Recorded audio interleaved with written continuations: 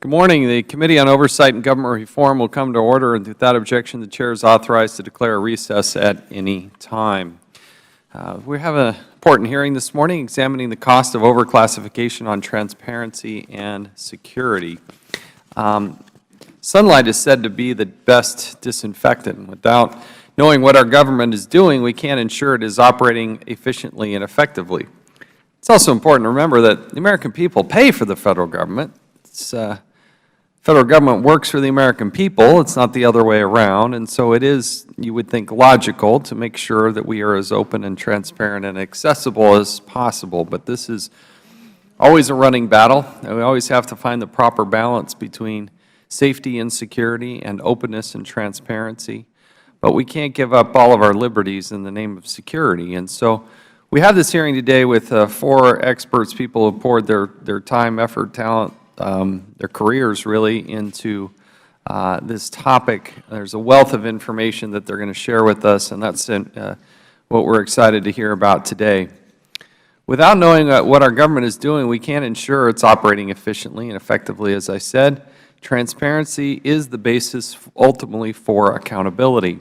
At the same time, transparency into certain government activities can create an opportunity for those who wish to do us harm. And so Congress gives some agencies the authority to withhold certain information from public disclosure. This authority to classify information and create secrets is needed to protect our national security. I don't think anybody doubts that there should be a degree of this. The question is, what degree of this?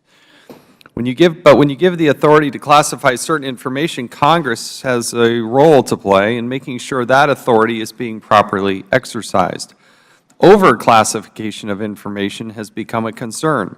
Estimates range from 50 to 90% of classified material is not properly labeled. In the 1990s, Congress established the Commission on Protecting and Reducing Government Secrecy to study those issues and develop recommendations. In 1997, the Commission issued a final report, including 16 recommendations.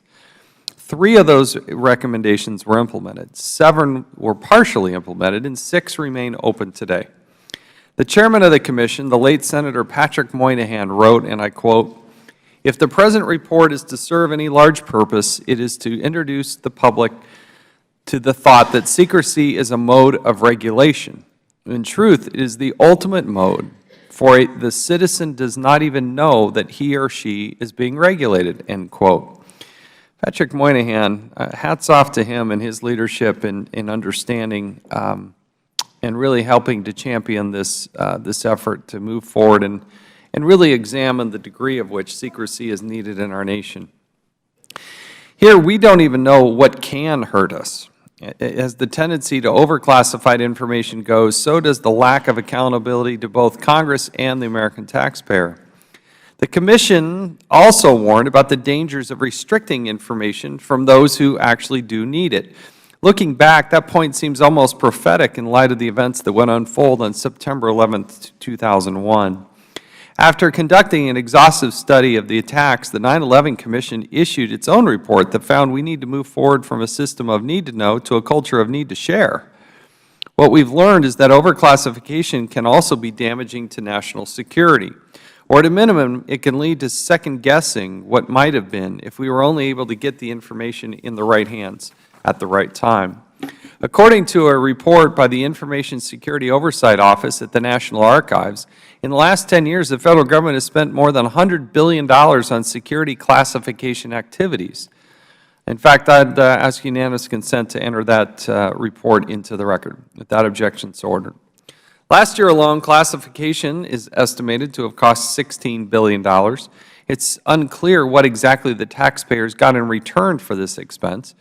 There was presumably some level of greater security as a result of restricting access to certain information. Again, no doubt that there needs to be classification and needs to be implicated, but at what level? This leads us to a number of basic questions. Does the billions of dollars spent to classify make us safer? How much money did we spend on security clearances for folks who probably didn't need them in the first place? Earlier this week, the Washington Post reported the Department of Defense found $125 billion in savings over 5 years by simply streamlining bureaucracy. $125 billion. Give you an idea, the entire state of Utah, everything we do in Utah, it's a smaller state, granted, but everything we do, from education to the National Guard to roads and paying teachers, is about $14 billion. And here at the Department of Defense, 5 years savings, $125 billion by simply streamlining bureaucracy. The Department of Defense was sufficiently embarrassed by this, as they should be, and decided to bury the study. Trust me, we are going to look into this. According to the article, quote, the Pentagon imposed secrecy restrictions on the data, which ensured that no one could replicate the findings, end quote. Not what we should be doing as a nation. It's a prime example of why we're holding this hearing today, and when agencies have a tool to keep information from the public, Congress must ensure those tools aren't used for nefarious reasons. I look forward to discussing these issues with the witnesses today. I thank the panel of experts for coming before the committee to help us better understand some of the complexities of the government secrecy. I think you'll find that Congress, in particular this committee, has a keen interest on this. The committee has been a leader and a champion of the Freedom of Information Act as one of the tools that is important for the American public to understand what their government's supposed to be working for them, is actually doing. So I look forward to this discussion. Somebody I knew who holds an equal passion for this is my colleague, Elijah Cummings, a ranking member from Maryland, and I'd like to recognize him for his opening statement. Thank you very much, Mr. Chairman. Thank you very much for holding this hearing. Government transparency is a bipartisan issue. Over multiple sessions of Congress, our committee has made significant progress in making the federal government more open and accountable. We do this best when we work together. During this Congress, we worked together to strengthen the Freedom of Information Act, and those amendments were signed into law by President Obama in June. Just this past Monday, we sent another bill to the White House to strengthen protections for employees working for contractors and grantees who blow the whistle on waste, fraud, and abuse. We now have the opportunity to work together to address the flaws in our classification system. Over the past several years, our committee has conducted multiple investigations, including our review of Secretary Clinton's emails that expose serious flaws in our classification system. We've seen agencies disagree with each other on whether an email was classified. We've seen information that began unclassified later being retroactively classified. We've seen documents that were not properly marked or classified as classified.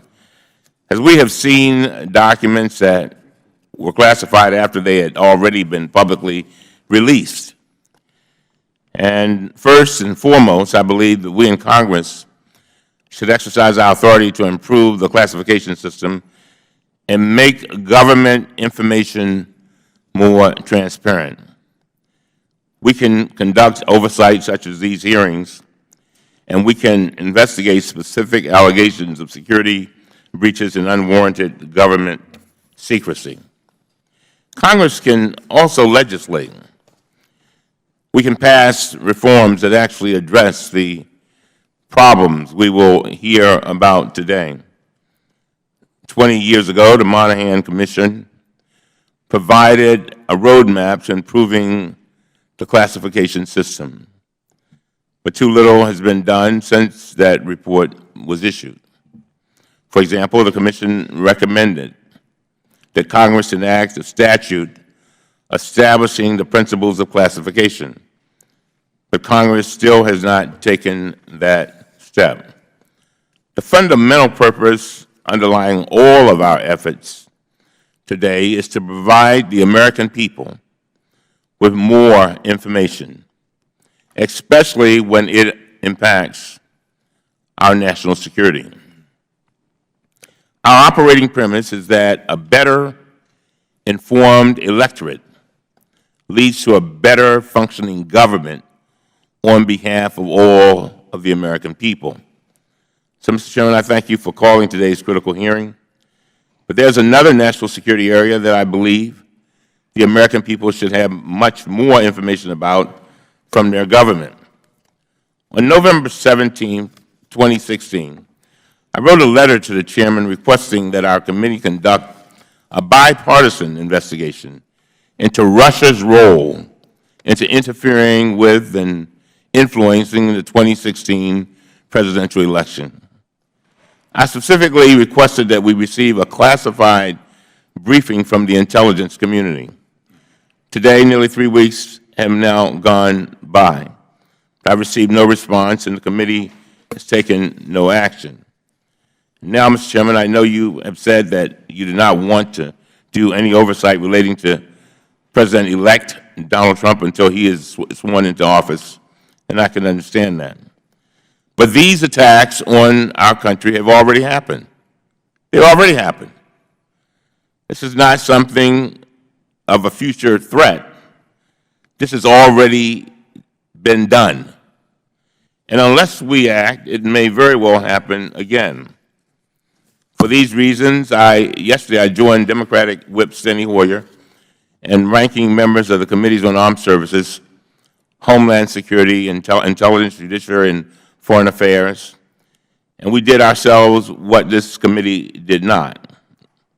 We sent a letter to the President requesting that all members, that all of us, all members of Congress, Democrats and Republicans, be provided the opportunity to receive a classified briefing by the intelligence community with the most up-to-date information on this issue. This is not a partisan issue, and it should not be.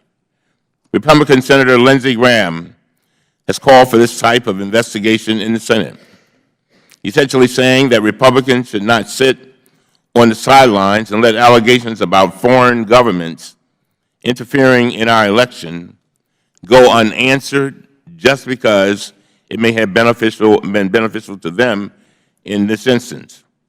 Republican Senator Marco Rubio put it even more bluntly, saying, quote, "Today it is the Democrats. Tomorrow it could be us," end of quote. The bottom line is that this is not a Democratic issue, and it is not a Republican issue. This is an American issue. Elections are a core American value and are central to our democracy. And when any foreign interference with our elections should be of the greatest concern to every single member of this Congress. The American people deserve as much information as possible about these threats and the actions their government is taking to address them. As I say it to my constituents over and over again in the last election and during these times, this is bigger than Hillary Clinton. This is bigger than Donald Trump. This is about a struggle for the soul of our democracy. And so it is our job to ensure that we get this kind of information, since it is our duty to make sure that our democracy stands strong and that our children's children can have a democracy just as strong as the one that we have experienced. And with that, I yield back. Thank the gentleman. We'll hold the record open for 5 legislative days for any members who would like to submit a written statement. We'll now recognize our panel of witnesses. Pleased to welcome Mr. J. William Leonard, former Director of the Information Security Oversight Office. Mr. Stephen Aftergood, Director of the Project on Government Secrecy at the Federation of American Scientists. Mr. Tom Blanton, Director of the National Security Archive at the George Washington University. And Mr. Scott, is it Amy? Just want to make sure I pronounce that properly. Mr. Scott Amy, General Counsel for the Project on Government Oversight. We welcome you and thank you for being here. Pursuant to committee rules, all witnesses are to be sworn before they testify. If you will please rise and raise your right hand. Do you solemnly swear or affirm that the testimony you're about to give will be the truth, the whole truth, and nothing but the truth? Thank you. You may be seated. Let the record reflect that all witnesses answered in the affirmative. In order to allow time for discussion, we would appreciate your limiting your verbal comments to no greater than 5 minutes so members can have ample time to ask questions. Your entire written statement and extraneous materials will be entered into the record. Mr. Leonard, you're now recognized for 5 minutes. And the microphones in this committee, you got to straighten them up and put them right up uncomfortably close. Thank you. Thank you, Mr. Chairman. Mr. Cummings, member of the committee, I appreciate the opportunity to attend this meeting this morning. The ability and authority to classify national security information is a critical tool of the Federal Government and its leaders to protect our nation and its citizens. However, when negligently or recklessly applied, overclassification of information can undermine the very integrity of the classification system and also create needless impediments to transparency that can undermine our form of government and its constitutional system of checks and balances. I've come to the conclusion that on its own, the executive branch is both incapable and unwilling to achieve true reform in this area. Incapable in that, absent external pressure from either the legislative or judiciary branches of our government, true reform within the executive branch, when the matter involves the equities of multiple agencies, can only be achieved with the direct leadership emanating from the White House. Over the past 40 years, we've seen only one White House-led attempt at classification reform, and that was in the 1990s. Bureaucracy's response to those attempts at reform were typical: delay and foot drag, because agency officials know that sooner or later every administration eventually goes away, providing opportunities for rollback. With respect to the executive branch's unwillingness to implement real classification reform, I believe it's unreasonable to expect it to do so, primarily since the unconstrained ability to classify information is such an attractive tool for any administration to facilitate implementation of its national security agenda. In this regard, especially in the years since 9/11, we've seen successive administrations lay claim to new and novel authorities and to often wrap these claims in classification. This can amount to unchecked executive power. While the President must have the ability to interpret and define the constitutional authority of the office and at times to act unilaterally, the limits of the President's authority to act unilaterally are defined by the willingness and the ability of Congress and the courts to constrain it. Of course, before the Congress or the courts can constrain presidential claims to inherent unilateral powers, they must first be aware of those claims. Yet a long-recognized power of the President is to classify and thus restrict the dissemination of information in the interest of national security, to include access by Congress or the courts. The combination of these two powers, that is, when the President lays claim to inherent powers to act unilaterally, but does so in secret, can equate to the very open-ended, non-circumscribed executive authority that the Constitution's framers sought to avoid in constructing a system of checks and balances. Thus, absent ongoing congressional oversight or judicial review of executive assertions of classification, no one should ever be surprised that the authority to class information is routinely abused in matters both big and small. I've attached to my formal statement specific examples of classification abuse relating to 3 criminal cases in which the prosecution ultimately did not prevail, in large part due to government overreach in its claims that certain information was classified. In each of these cases, the government abused the classification system and used it for other than its intended purpose. I believe that there are steps that Congress can take in order to address this matter. The first deals with enforcing accountability. Over the past several decades, a significant number of individuals have rightly been held accountable for improperly handling classified information. To my knowledge, during the same period, no one has ever been held accountable and subjected to sanctions for abusing the system and for improperly classifying information, despite the fact that the President's executive order governing this authority treats unauthorized disclosures of classified information and inappropriate classification of information as equal violations of the order, subjecting perpetrators to comparable sanctions. Absent real accountability, it's no surprise that overclassification occurs with impunity. A second area worthy of possible legislative attention is that of providing a mechanism for routine, independent expert review of agency classification decisions, especially as a tool to be made available to the executive's 2 co-equal branches of government when exercising congressional oversight or judicial action, and through which they could come to their own independent judgment as to the appropriateness of executive assertions of classification. Traditionally, both Congress and the courts are understandably deferential to such assertions. Nonetheless, When applying the controls of classification, government officials are obligated to follow the standards set forth by the President and not exceed the governing order's prohibitions and limitations. Thus, it is not only possible but entirely appropriate to conduct a standards-based review of classification decisions. I've attached to my formal statement one potential methodology for such reviews. I applaud this committee for focusing on this critical topic to our nation's well-being, and I thank you for inviting me here today, Mr. Chairman. I'll be happy to answer any questions that you or other committee members might have. Thank you.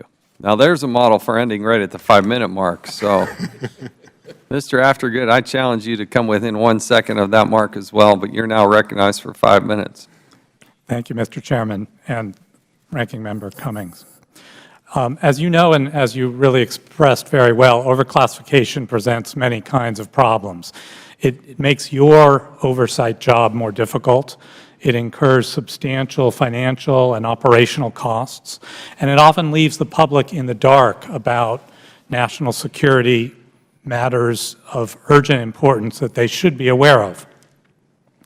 Why do we even have overclassification? I think there are many reasons. For one thing, it's easier for officials to restrict access to information without carefully weighing the pros and cons of what should be disclosed. Overclassification many times is simply the path of least resistance. Unchecked classification can also serve the political interests of the classifiers. It's a way to manage public perceptions, to advance an agenda, to limit oversight, or simply to gain a form of political advantage. So what is the solution to overclassification? I don't think there is a single solution. I discussed several partial solutions in my written statement. Many of those solutions depend on Congress to assert itself and to affirm its own institutional interests. Congress is not a spectator, and it should not be a victim when it comes to overclassification. It is a co-equal branch of government. In the executive branch, there are lots of fine and conscientious people who are involved in classification policy, fortunately. But we should not have to rely on their integrity. We rely instead on Congress to exercise checks and balances in performing its routine oversight duties. Finally, I would like to say that we are in a peculiar moment in our history that makes this issue particularly urgent. Everything I've just said about overclassification could have been said 10 years ago or 20 years ago. This is a stubborn and persistent problem. But there is something different today. We're living in a period of unusual political instability that I believe requires even greater transparency. Almost every day we see increased expressions of hostility against religious and ethnic minorities. So-called fake news has lately resulted in actual acts of violence here in Washington, D.C. in the past week. And it seems that our political institutions are under a subtle form of attack by foreign actors, as the ranking member discussed. This is not a normal situation, and it's not the way that things have always been. What complicates things further is that the incoming administration, at least during the election cycle, has indicated policy preferences that depart significantly from existing law and policy in areas such as foreign policy, questions of whether or not to engage in torture, questions involving freedom of religion. In some cases, these raise basic constitutional issues. So the bottom line is that we are entering a turbulent time. Reducing overclassification and increasing transparency will not solve our problems. But if we fail to reduce overclassification, we are going to make those problems worse and harder to solve. Thank you again for holding this hearing and for the essential work of oversight that you do. I would be glad to answer any questions you may have. Thank you. Mr. Blanton, you're now recognized for 5 minutes. I'm certainly not going to match those timings. He did 5 minutes, he did 4 minutes. It was outstanding. Thank you, Mr. Chairman, and thank you, Ranking Member Cummings, and thank you, other distinguished members of this committee, for having me here today. I'm here to make 3 points. One of them is a thank you for the Freedom of Information Act amendments that y'all mentioned, because it's a model for what you can do here on classification. Second is to reinforce the message of that Moynihan Commission report. It was actually Moynihan, Combest, Jesse Helms, John Podesta Commission. So you can tell you when it's a unanimous bipartisan, it's something to pay attention to. And the #1 recommendation was to pass a law to govern and fix this system. The third thing I'm here to tell you is that when a security officials tell you something is classified, don't believe them. Most of the time, they're wrong. 50 to 90% of the time, as the Chairman commented, they're wrong. So don't believe them. I'm going to back that up with a few examples. But first, the Freedom of Information Act amendments and why that's a model. You've already had an impact. Y'all, this committee was the leaders in this House of Representatives to get those amendments passed. And already, the Central Intelligence Agency has released its Bay of Pigs draft history that they locked up for 30 years. On what grounds?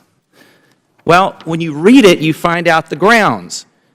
The historian who wrote it and drafted it said, after more than 20 years, it appears that fear of exposing the agency's dirty linen rather than any significant security information is what prompts continued denial of requests for release of these records. That's the norm in the bureaucracy.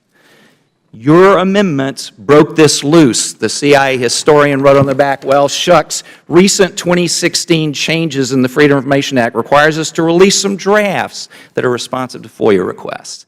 You did it by statute. That's the Congress's role. You can do it to the classification system. And I recommend the detailed list of recommendations in the back of this extraordinary report, the Moynihan-Combest report, for how you can do that.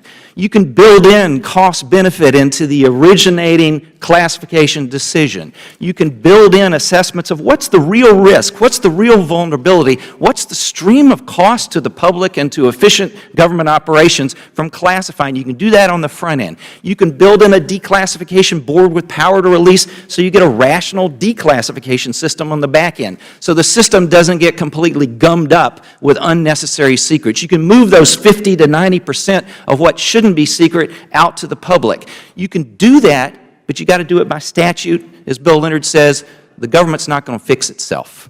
You've got to do it. My third point is just don't believe them on classification. Last month we got a nice, letter from the Joint Chiefs of Staff in answer to a Freedom of Information request. That's the document they gave us. It's all blacked out because releasing it would damage our national security, seriously damage. This is at the secret level, right? It was fascinating because our staff person took a look and said, whoa, that's the Joint Chiefs' advice on a presidential policy directive back in July of 1986. That looks kind of familiar. And he flipped back in the files. Turned out we got it in 2010, in full. That made us go look at the cover letter. You know what the cover letter says? It says, we have coordinated your Freedom of Information review in consultation with the Joint Staff and the National Security Council. And this is from the Office of Secretary of Defense. It says, OSD and NSC have no objection to declassification in full. However, Mr. Mark Patrick of the Joint Staff thinks it ought to be classified, and thus you got the black blotches. Classic case. One office doesn't agree with another office. One says it's been released for 6 years, another says it's going to damage our national security. Attached to my testimony, I got a half dozen other examples where it's not even one office, another office, it's the same reviewer, 1 week apart, had diametrically opposed views of what would damage our national security from release. So bottom line, Mr. Chairman, Ranking Member, don't believe them. Thank you very much for your time. I welcome your questions. Well, thank you. We love your passion for it. It's good. Yeah, Mr. Amy, you're now recognized for 5 minutes. yeah, that's a tough act to follow. Good morning, Chairman Chaffetz, Ranking Member Cummings, and member of the committee. POGO has always recognized the tension between openness and protecting legitimate government secrets, but the executive branch frequently overclassifies more information than is necessary and has developed new ways to conceal government information. Such obstructions create barriers to public deliberations on policy and government spending, impede sharing, and harm efforts to identify and remedy waste, fraud, and abuse. The 9/11 Commission said it simply: secrecy, while necessary, can also harm oversight. Sometimes the result of classification is not for the legitimate need of secrecy, but the concealment of embarrassing information, which creates public distrust. There are 5 main points that I want to briefly discuss today: overclassification, retroactive classification, controlled unclassified information, treatment in handling cases, and finally, executive branch use of secret laws. In overclassification might be a form of either excessive redactions or improper markings. Reports by the National Security Archive and ISOO show that the classification process is mostly heading in the right direction, and we have seen some improvement over the last few years, especially considering the amount of electronic documents that have to be reviewed. But one number is a concern. In 2015, classification decisions were overturned in whole or in part in over 50% of the challenges. That was 411 cases overturned out of 814 decisions that were made. Additionally, we've heard stories about the lack of clarity and authority and standards leading different agencies to come to different conclusions, as Mr. Blanton just discussed. POGO is also concerned about the lack of clarity about what constitutes intelligent sources and methods, which also can lead to overclassification. And finally, classifications aren't free. As the Chairman mentioned, total security classification costs exceeded $16 billion back in 2015. The Moynihan Commission had an excellent recommendation to improve the system. Classification decisions, including the establishment of special access programs, no longer be based on damage to national security. Additional factors such as cost of protection, vulnerability, threat, risk, value of the information, and public benefit from release could also be considered when making classification decisions. POGO is in agreement that such factors should be considered to reduce executive branch secrecy. On the issue of retroactive classification, for years, POGO has expressed concerns about questionable activities to retroactively classify government information. POGO has firsthand experience because we were involved in instances involving Area 51 and unclassified briefings to members of Congress in a whistleblower retaliation case. POGO believes that any reviews of the classification process should include a comprehensive look at issues affecting retroactive classification, including failures in the system to classify the information appropriately, how frequent it occurs, what considerations were given to the information, if it's publicly available, and what constitutes constitutional issues related to prior restraints. On the issue of controlled unclassified information, there's been a proliferation of CUI, and by 2010, there were over 100 different CUI markings within government agencies. We've even witnessed examples of misuse, and POGO hopes that the committee will consider providing oversight of the implementation of the recently released CUI regulations.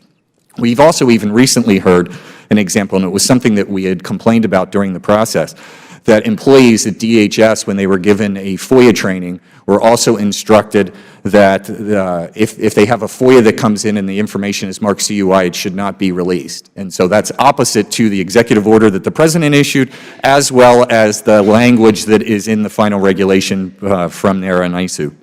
Unequal treatment in handling cases. In the past few years, we've witnessed numerous instances of mishandling of classified or protected information. I go into more detail in my written testimony, but POGO thinks that if an intent is considered in high-profile cases involving senior officials, it should also be considered, as well as other factors, in whistleblower cases. Secret law. POGO has voiced many concerns about the executive branch use of secret law. How we come to conclusions and striking the right balance between our security and our rights is imperative, and the legal interpretations cannot be cloaked in secrecy. Secret law poses a serious harm to our democracy. POGO's written recommendations are in our written testimony, but I think there's one issue and point that the 9/11 Commission made that is important about nurturing, that the current system nurtures overclassification. There are no punishments for not sharing information. Agencies uphold a need-to-know culture of information protecting rather than promoting a need-to-share culture of integration. Thank you for inviting me to testify. I look forward to working with the committee and further exploring how to protect legitimately classified information and reducing government secrecy and costs. Thank you. Thank you. I appreciate all of the opening statements. We'll now recognize the gentleman from Michigan, Mr. Walberg, for 5 minutes. Thank you, Mr. Chairman, and thank you for holding this hearing. It's something that probably many of us have surmised was going on. It certainly goes to a frustrating level. And I appreciate the fact that that in this report that you pointed out, Mr. Chairman, Pentagon buries evidence of $125 billion in bureaucratic waste done by 2 reporters, one of which certainly has established credentials for doing investigative reporting, and we ought to take this seriously. But I think when I read this, the frustrating thing was the number of assertions that lawmakers don't want to do anything about this because of the impact in their districts. And certainly there is evidence to show that, but I think this committee has lawmakers better than that. And I hope that this is a real start. Mr. Amy,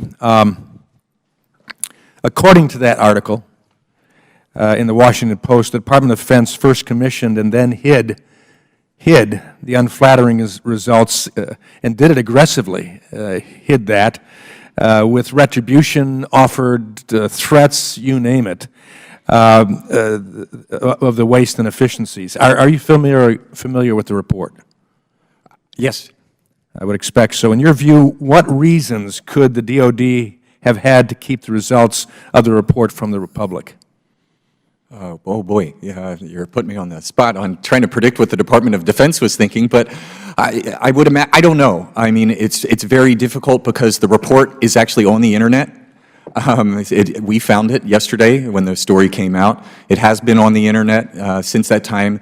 The Defense Business Commission actually had a slide presentation, a summary of the report on its website. And so we're trying to actually figure out, and we actually reached out to the reporters to try to figure out where the secrecy was coming in and what was taking place. But I would imagine it's public embarrassment. I mean, at the end of the day, we're talking about, you know, the Department of Defense trying to protect $125 billion, and the fact that they can't pass an audit and there's other scrutiny on top of them, that I think that this was just an issue of, we didn't want this to get out, and so let's try to keep it under wraps. And I'm sure that $125 billion doesn't sound unreasonable to you. Oh, no, sir. I mean, we've been saying it for years that between, when you look at goods and services, most of my work is on contract oversight, and when you look at Department of Defense goods and services, we factored that, yeah, we're probably in the tens to hundreds of thousands or hundreds of billions of dollars worth of waste. Yeah, and you know, as I read that, it just goes back to simple truth that a bureaucracy will protect itself. And a bureaucracy does not want to be downsized in any way, shape, or form. But in a time of sequestration, in a time when our warfighters and their families, et cetera, are suffering reductions, for this type of dollar amount to be held over and attempted at least to be hid from us is unconscionable. To think that this could, as I've read, cover the cost, operational costs of 50 Army brigades, that's pretty significant, or 3,000 F-35 strike forces, or 10 strike forces of carriers. That is just unconscionable that this would have been disregarded and hidden. What can Congress do to ensure that agencies engage in this type of self-analysis, but then also use the results to improve existing operations? Well, it's a wonderful question, because that's exactly what the point is at the end of the day, we've asked for inventories of contracts, of inventories of what we're buying, how many services are being provided. Unfortunately, there was actually a chart out a few years ago that said that the government doesn't often know how much the government is spending and what it's being used for. And so that's where we need to get to the audits, but specific audits, just not check the box, did people do X, Y, and Z. We need specific audits of specific spending. GAO does a fairly good job. DCAA is involved in the process, but that's where I think we need to go a lot deeper into these specific programs and then get to the heart of why we see so many overruns on some of these programs. I mean, there's a lot of waste out there, and we just have to identify and then come to the solution on how to remedy it from the beginning. I mean, let's stop trying to put the milk back in the bottle after the fact. Let's do it at the start of the process before billions is wasted. Well, I trust that because of this hearing and others, I would assume that we can do that, plus starting new afresh on January 20th as well, that this lesson will not be lost because, frankly, this is the #1 responsibility of our federal government to make sure that we have the resources available to do what's necessary to defend and protect our citizens and not just protect a bureaucracy, and I yield back. I thank the gentleman. The Chair now recognizes Ranking Member Mr. Cummings for 5 minutes. Thank you very much, Mr. Chair. Mr. Aftergood, I and many other Americans have serious concerns with reports of hacking and other actions by the Russian government to interfere with the 2016 presidential election. The intelligence community has confirmed that the Russian government or its associated entities hacked the email accounts of individuals and political organizations before the presidential election. The Director of National Security Agency, Admiral Michael Rogers, said, and I quote, "There shouldn't be any doubt in anybody's minds. This was not something that was done casually. This was not something that was done by chance. This was not a target that was selected purely arbitrarily. This was a conscious effort by a nation state to attempt to achieve a specific effect," end of quote. Do you believe this is an important issue for our country? And I noticed that in your testimony you talked about classification and you talked about the state that we find ourselves in overall today, and I'm just curious. Yeah. It's a crucial issue. The integrity of the electoral process is absolutely fundamental. If we don't have credible, authoritative elections, the foundation of our political system is washed away. So yes, it's an extremely serious question. I think the blanket of classification that has been spread over it needs to be reevaluated. Even before that happens, Congress needs to understand exactly what did happen. There are actually several questions here. What kind of attack occurred? What are our vulnerabilities?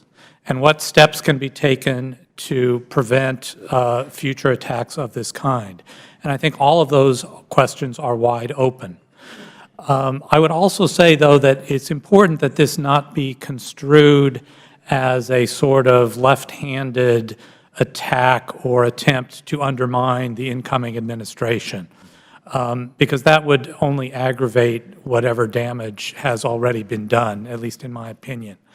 So, I would hope that this be undertaken, as you said, on a bipartisan basis to say, look, we've got a problem. We need to deal with it.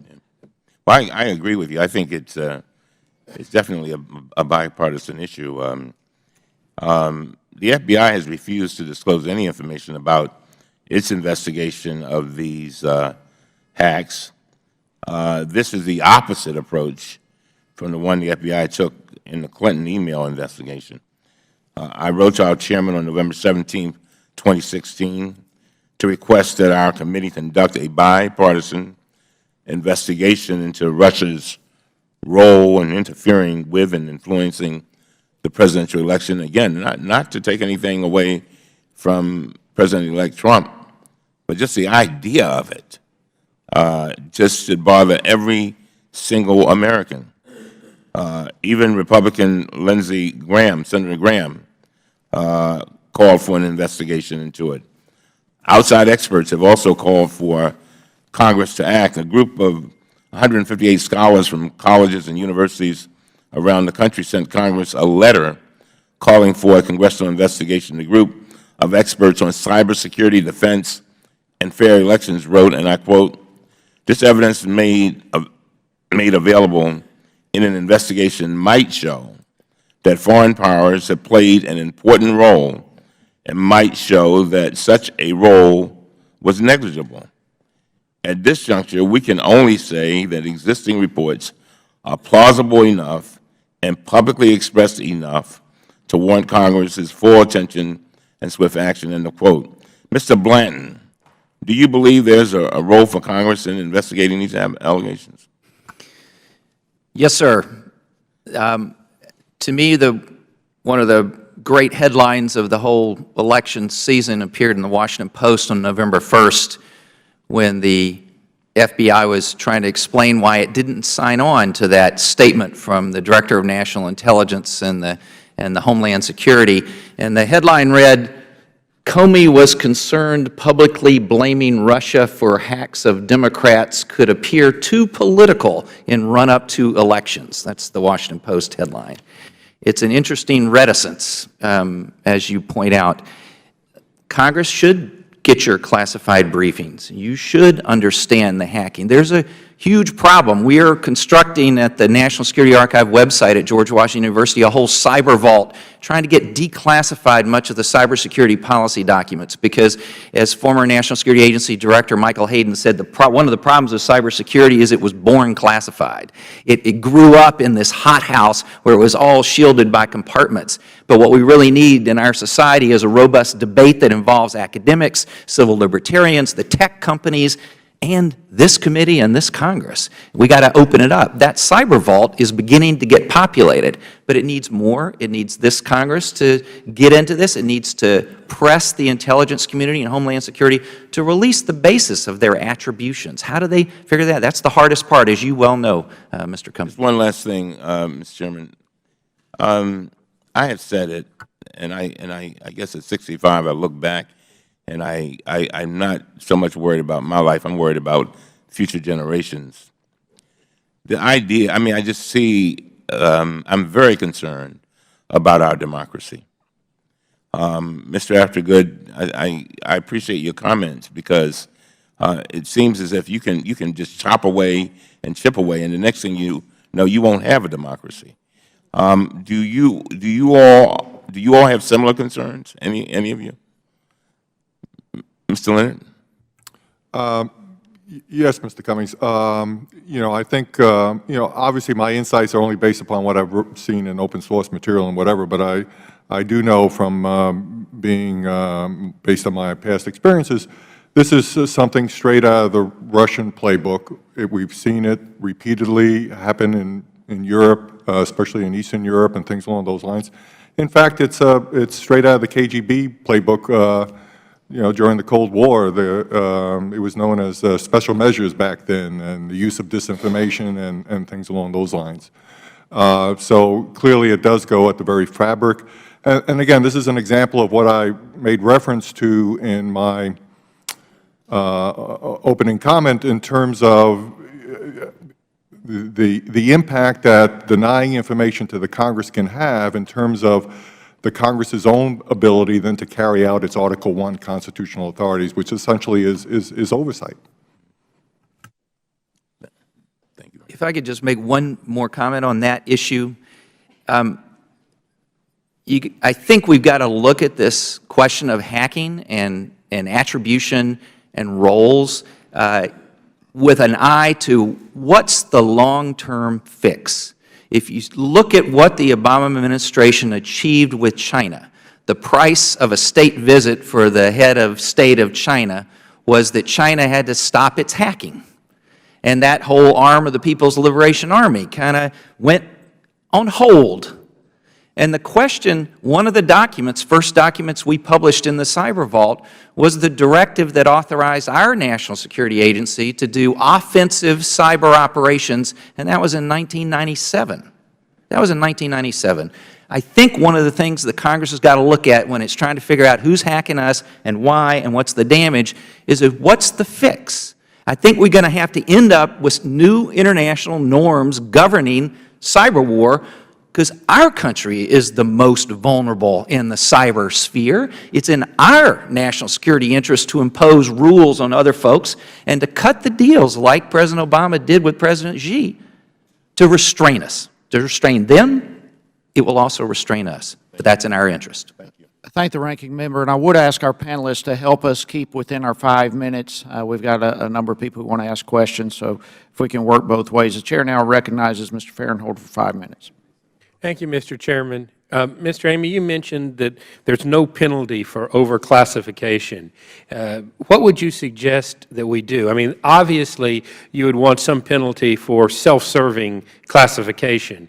What other areas would you go, and what would you suggest as a potential punishment, or do you just make it illegal with no punishment?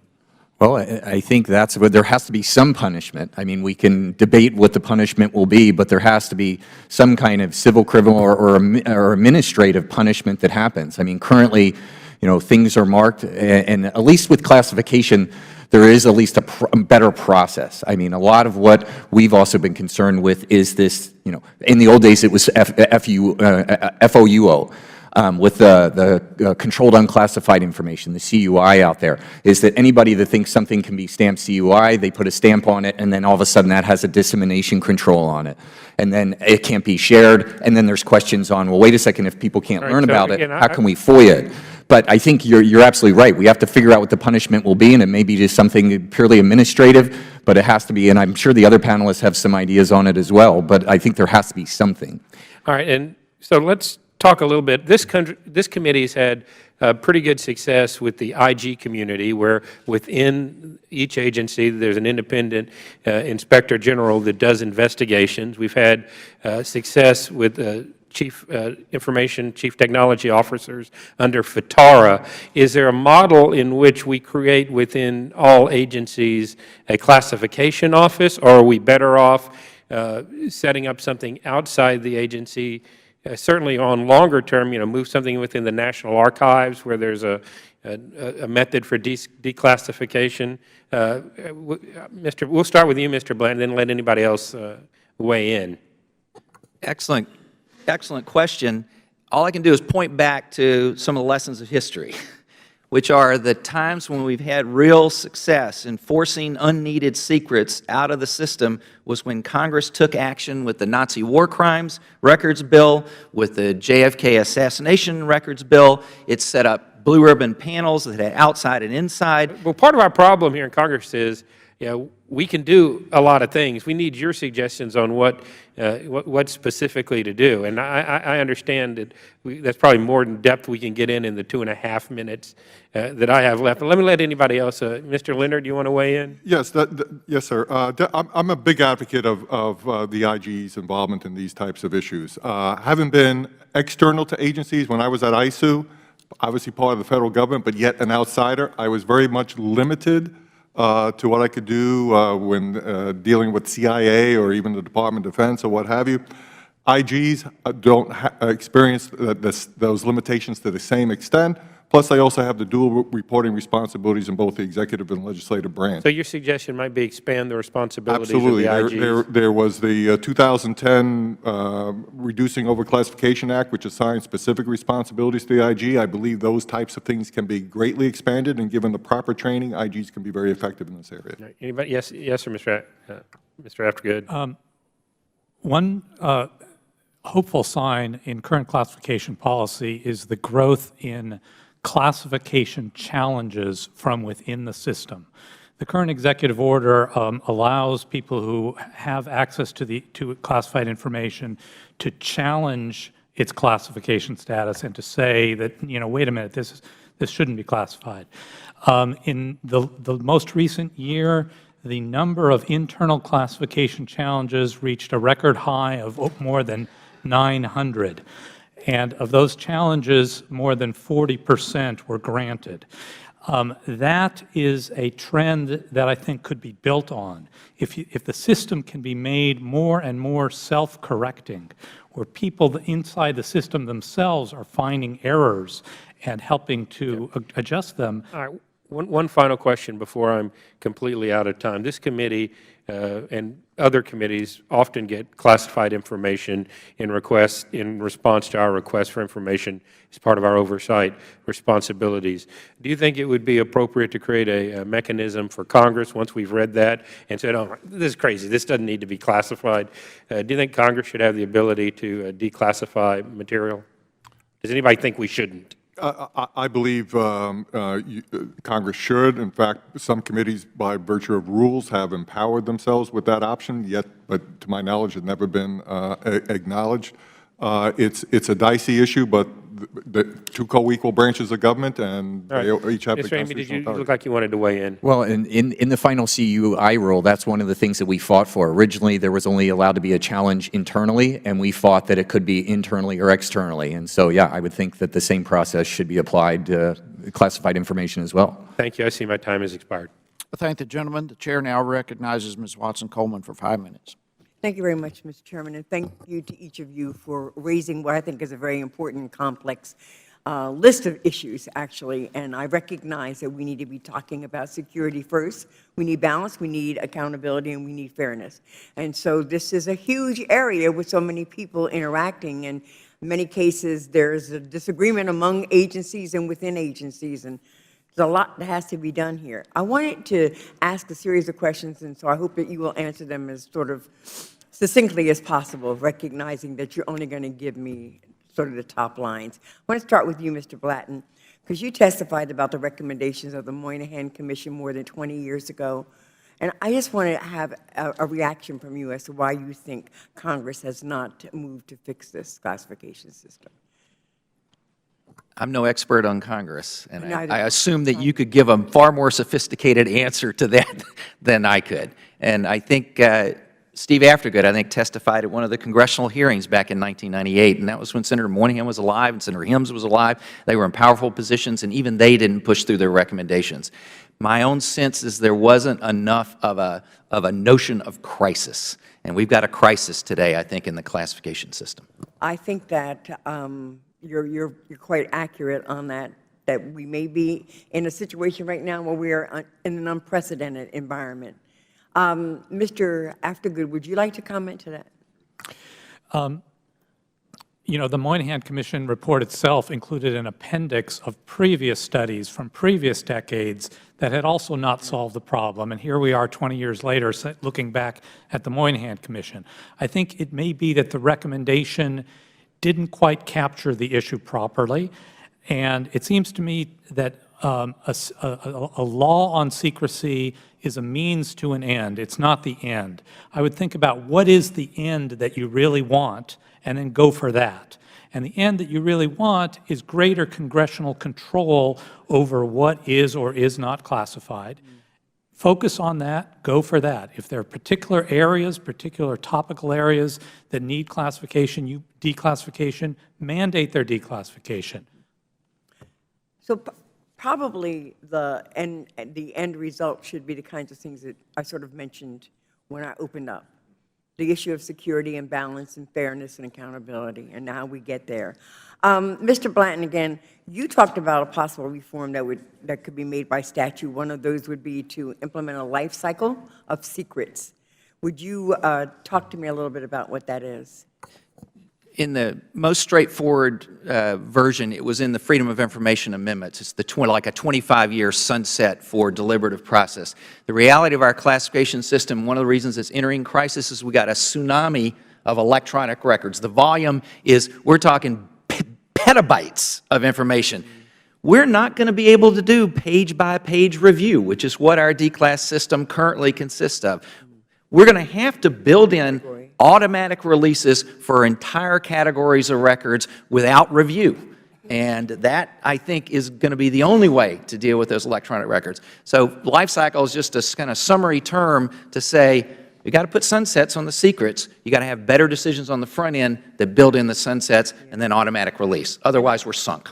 I believe it was your testimony that I read where you said within this age of technology, we can take care of those things that are sensitive in nature, personal information that could be deleted automatically if it's programmed to do so. Yes, ma'am. That's the big holdup right now in releasing the State Department cables. They say they got to look at every single cable to make sure there's no Social Security number or personal phone number in there. Well, I can't think of something that is more easily automated than searching and removing a Social Security number. So help me to understand this, because I am a relatively new member, and I want to ask two questions here. Number one is it currently a situation where each agency is responsible for classifying its information, even though that information might be shared with other agencies and involve other agencies?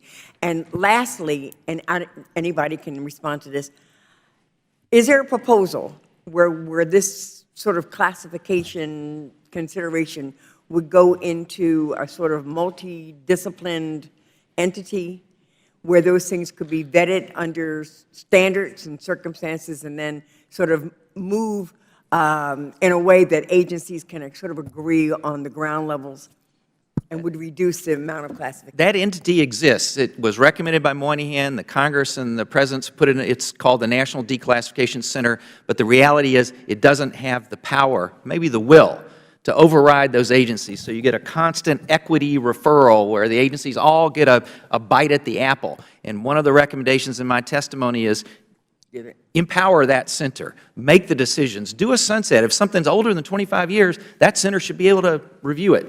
So that empowerment require our legislative, does that require our legislative action to reconfigure this and empower it in a different way? Yes, ma'am. Thank you. Thank you, Mr. Chairman. Thank the gentlelady. Now, the chair now recognizes Mr. DeSantis for 5 minutes. Thank you, Mr. Chairman.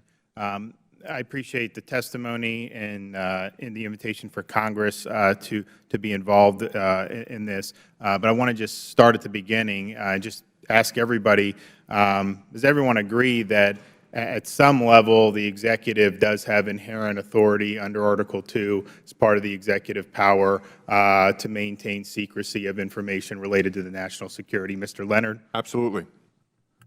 Yes.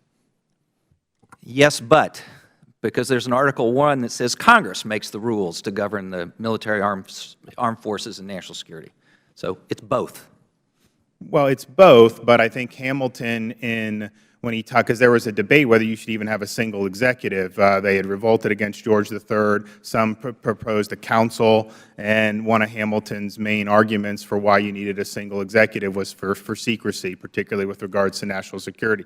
So there's got to be, I mean, is there any place, I guess, that Congress can't go into that? Or could Congress basically legislate as far as it wants, in your judgment?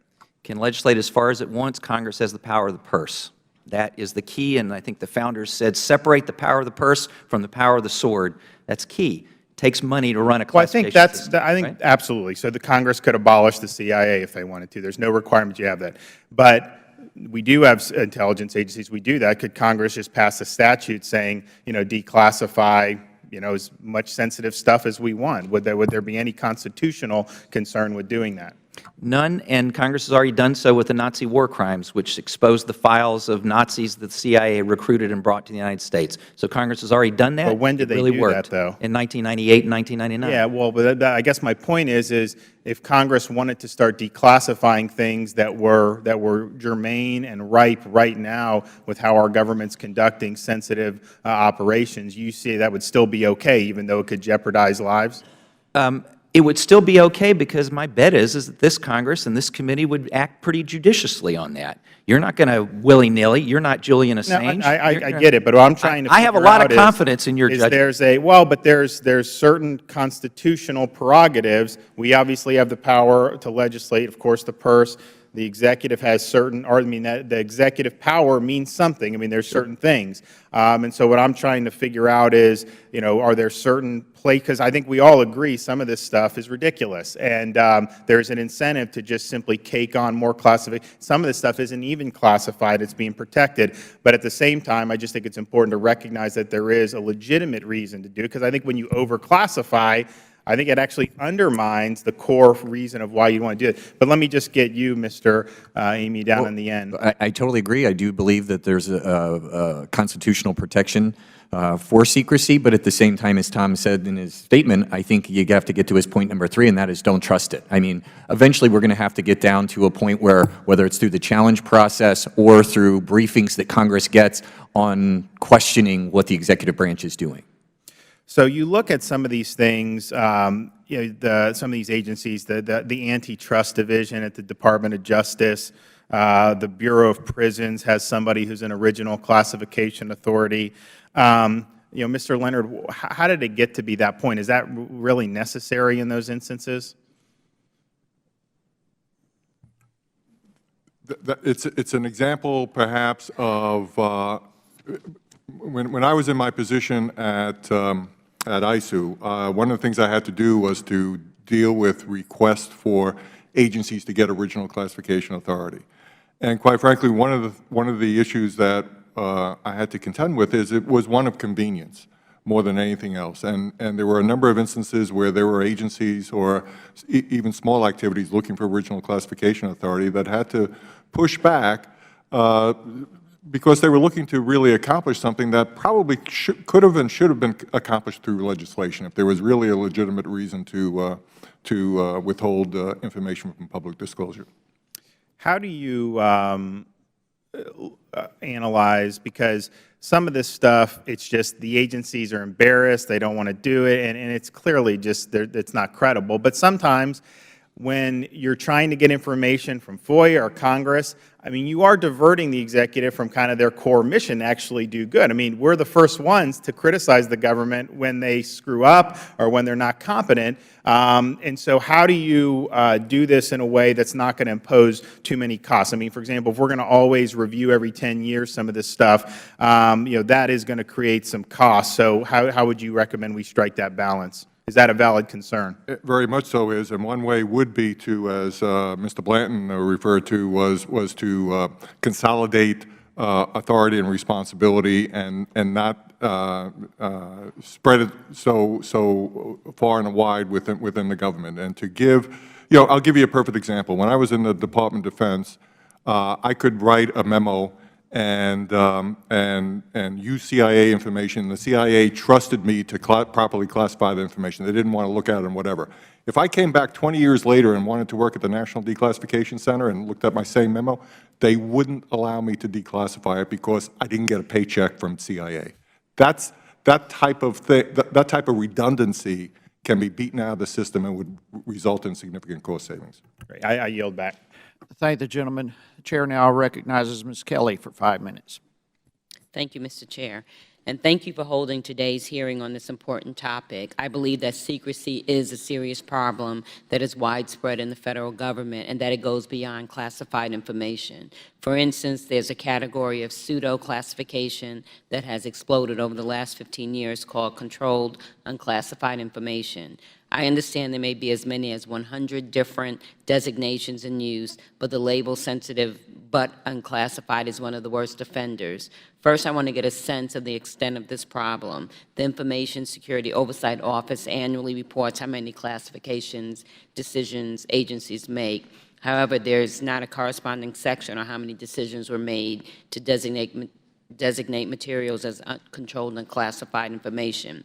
Mr. Leonard, you previously served as a director of ISOO. Are agencies required to track how many materials they designate as controlled and classified information? Quite frankly, I'll defer to one of my co-panelists because I've been away from ISOO since they assumed that responsibility and have not followed it that closely. I would say that there has been significant progress compared to where we were 10 years ago. It used to be that anybody could mark any document anything. You could say this is for official use only, this is, and that would restrict its access. Now, under the executive order on controlled unclassified information, there is what's called a CUI registry, and only those markings that have been approved and validated can be used. And there are many things, of course, we want to protect. We want to protect tax returns, we want to protect privacy information. All those kinds of things have been validated, and only those markings that are on the CUI registry are supposed to be used. Now, is that system working perfectly? Are people bending the rules? I don't know the answer to that question. I think it just went into force very recently, and we're still waiting to see how it's working. But I think the policy has improved substantially over the past decade. Would you estimate that more information is designated as CUI than is classified? I don't know the answer to that. I don't think we know the answer to it. Agencies are going to be required to report how much information is marked. They did boil the over 100 categories down to 20. However, there are 80 subcategories, and so at that point, you still end up with a real patchwork of designations and markings that can be placed on documentation.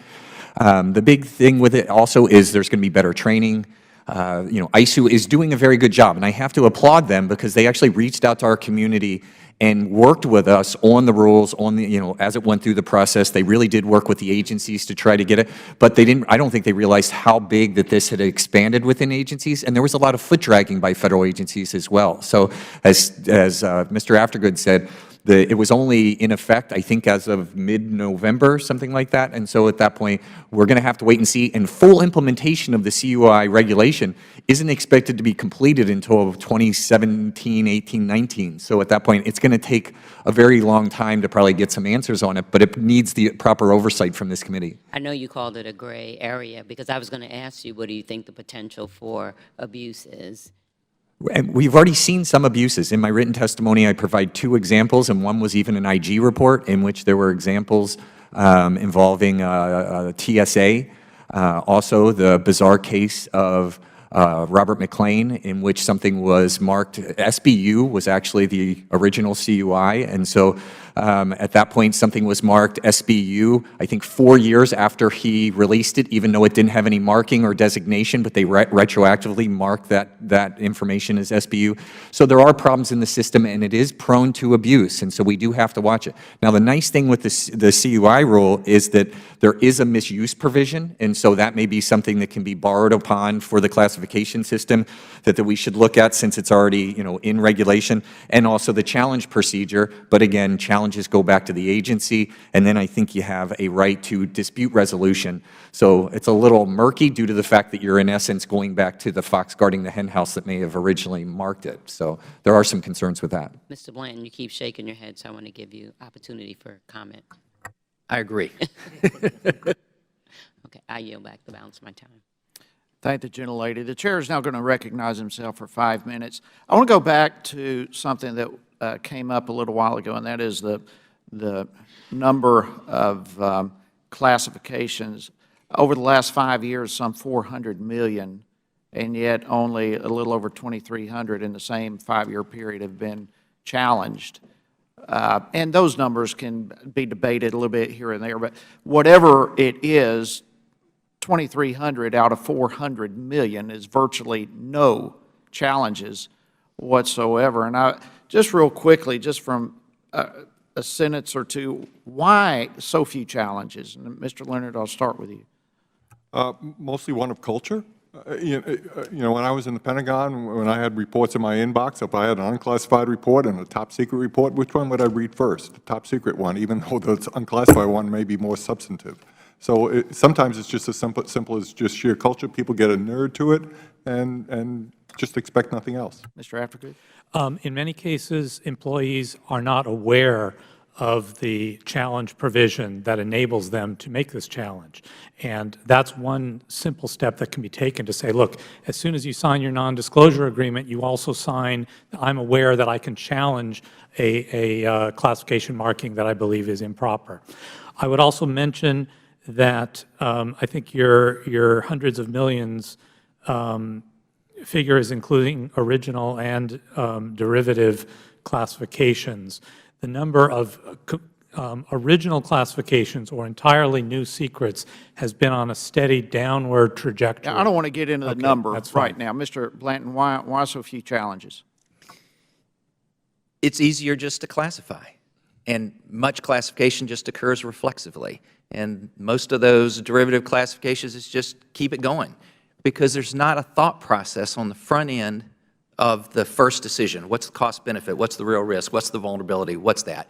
And, you know, you got to educate them at the non-disclosure agreement point, but I would argue you got to put it in statute. And just quickly, it could be career suicide. I mean, at this point, we have insider threat investigations that could take place and also whistleblower retaliation. So a lot of times, as Mr. Bland just said, it's a lot easier just to go along with the process than to question. Okay, so it's not a matter of red tape, perhaps poor advertisement, people don't know, perhaps a culture, but, or whatever. But red tape is not the problem. Is that correct? All of you would agree with that? No, absolutely. And again, a lack of accountability is key, too. Okay. Now, when it comes to, obviously, we know there's been a lot of threats to our country, and I'm concerned about the lack of information sharing within our federal government. A scale of 1 to 10, how serious of a problem is this to each of you?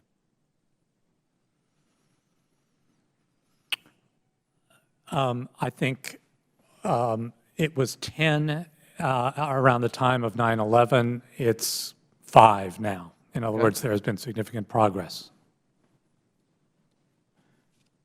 The rest of you, Mr. Leonard?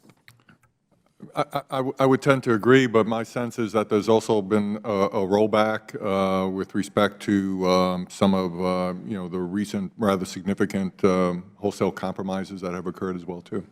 All right, Mr. Aftergood, how serious of a problem? It's a serious challenge. It's, you know, it's when you classify, you restrict dissemination, and so they're the flip side of each other. It's an ongoing problem. All right, Mr. Amy? Agreed.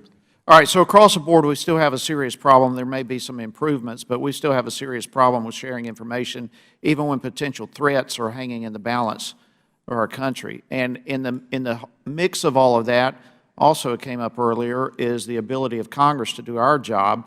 How serious is the issue, or is it at all an issue where agencies are overclassifying to either complicate or obstruct congressional oversight? I'd like to hear from each of you quickly. Honestly, you're probably in a better position to answer that. I think it's the exception, not the rule. Okay. I think it varies by agency, and I think the intelligence community has in the sense, the worst cultural problem. You got to go into that SCIF. You can't bring out notes. You can't have staff. How are you going to have a serious consideration of real oversight over some of the most important and sensitive and deadly operations of our entire government? All right, real quickly. It inevitably occurs, whether intentional or not, and again, the lack of accountability makes it ripe for abuse. And it's why in any oversight or any new commission that is going to be paneled here to take a look at classification and the status and secrecy issues is why you have to get out of just the check the box kind of audit on are people following procedures, but take a look at some specifics where challenges have been raised and why those things were allowed to be overclassified. And when we do get stuff, it's so redacted, it's virtually worthless much of the time. So a serious problem. I, again, want to thank the panelists. My time has expired. The Chair will now recognize Ms. Maloney for 5 minutes. Thank you, Mr. Chairman and Ranking Member. Mr. Blanton, earlier you mentioned the Nazi War Crimes Disclosure Act. That happened to have been a bill that I authored, and it took about 4 years to pass it because the CIA was objecting. It opened up the files of Nazi Germany and Japan 50 years after the war. Now, every other country had opened their files, but we were refusing to, and it took Congress to pass a bill to open up these files. It's been turned into books. It's been turned into all kinds of helpful information that's helped our defense strategies and how to operate in an environment as they did. But I want to ask you about another way of classifying, which is retroactively classifying. And I join you in saying there was no reason why we shouldn't have declassified that information. But on September 8th of this year, State Department Undersecretary for Management, Patrick Kennedy, testified before this committee about a unique process in the State Department used to retroactively classify 2,000 of Secretary Clinton's emails that she turned over to the State Department. In other words, they were not classified at the time they were sent or received by her, but then they were reclassified after the fact by staff in the Department of the FOIA office. And Patrick Kennedy testified that 1,400 of these documents, or 70%, were retroactively classified because they contained what is known as foreign government information. So my question is, it seems to me that this is a confusing process. Foreign government information is not treated like classified information until it's reviewed for public release, and then all of a sudden it's classified. Seems to me we should have one standard. Why have one retroactively? It makes no sense. And how are State Department employees supposed to know when to treat information as classified and when not to, if the designation might change without warning? I read Mr. Kennedy's testimony with great interest because he asked this committee to create an exemption under the Freedom of Information Act for foreign government information, which I think is a terrible idea for 3 reasons. One, it puts Tajikistan's standards into our Freedom of Information law. No thank you. Lowest secrecy abroad. I think second reason is if there's harm from release of that foreign government information, it's protected already under our executive order. You can classify it. And I think the third reason is that's the easy way out. Instead of our diplomats actually thinking about how you protect stuff that actually would get us into trouble, they don't want to think about it. And I just remind you of the Weatherhead case when all the way to the Supreme Court over foreign government information finally got mooted out. Turned out the document issue had already been handed over to the plaintiff, and the government had no idea. And it wasn't going to damage our relationship with Great Britain, which is where the document came from. So skepticism is in order. Well, I agree with you, and I truly understand the need to protect truly sensitive diplomatic discussions from public release. But using the classification label to do that makes the classification system even more confusing, and I would argue less effective. And we need to find a better solution. So with that statement, I'd just like to ask all of their panelists in my remaining time, do you have any recommendations of how to improve this process? And we could start with you, Mr. Leonard, and just go right down the line. The consistent theme this morning, and I agree with it wholeheartedly, is providing legislative backing to the very system in order to ensure uniformity, consistency, and most of all, accountability, and also to enable to facilitate the Congress to be able to fulfill their Article I constitutional authorities as well. The government requires a degree of flexibility, so I would be cautious about, strict provisions that remove such flexibility. Information that is provided in confidence needs to be protected somehow if one wants to maintain that working relationship. Whether that's classification seems like a heavy-handed way to do it, but if the alternative is a blanket FOIA exemption, then that might not be better. So I don't have a good solution for you offhand. When it comes to retroactive classification, I think we need a study. I'm not aware of anything in-depth or comprehensive in taking a look at the issue on the who's, whys, where's, whens, and so I think that would be in order.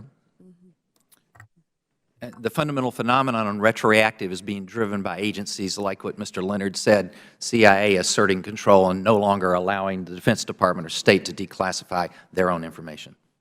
Okay, thank you very much. I thank the gentlelady. The Chair now recognizes Mr. Massey for 5 minutes. Thank you, Mr. Chairman. I'm so glad we're having this hearing today. I've been looking for the opportunity to talk about something that's very important to me about, and I'll be very careful not to disclose anything that's classified. About a month ago, I went back down to one of those skiffs that Mr. Blanton was talking about. You can't take notes out. And what I did is I reread the 28 pages, but I brought the redacted version with me so that I could see in what manner it was redacted. And by the way, I want to ask you guys a question later so you can get ready with an answer, but one of the things that I would think would help is to know the reason for the redaction.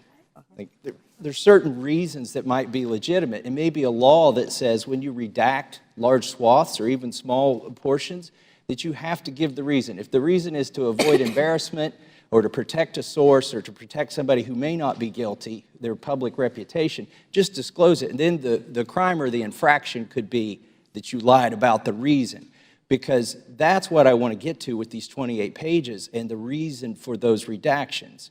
And I think I can disclose my perceived reason for some of these redactions without disclosing anything classified. 20% of the redactions, I would say, were to protect specific and confidential sources. I would say another 20% were to withhold the names of individuals whose reputations would be irrevocably ruined, whether they were guilty or not. But 60% of those redactions fall into a very troubling category for me. They change the very nature of the document and the way it's perceived by the public and the impact that it should have had. For instance, and some of those are probably to prevent embarrassment, but I feel like after reading that 10, 20, 40 years from now when it's all released, this is going to be a textbook case of how the government overclassified something in an effort to control the narrative. In fact, before these pages came out, there was an op-ed in the USA Today by two of the chairmen on the commission that said, these are raw, unvetted sources, right? So the redactions, in my opinion, were made to support that presumption that these were raw, unvetted sources, because if you remove the redactions, you would say, no, those might be credible sources, in fact, and they might, in fact, be vetted. So that's my concern, is that 20 years from now, we'll look back at this.